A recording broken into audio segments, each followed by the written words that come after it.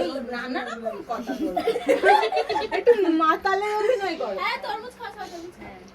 বাবা রে নাকের মধ্যে ঢুকে যাচ্ছে।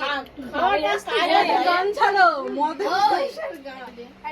খাওয়ার কায়দা কই? আর কিছু কি না আগে দাঁড়াও, দাঁড়াও। ক্যামেরা করতে তাই তো সবাই দেখতে পাবে। আর কিছু কি না আমার কত সহজে হাসাতে পারবি না। সত্যি আমরা দেখি আমার হাসিটা না একটু পয়সা লাগে।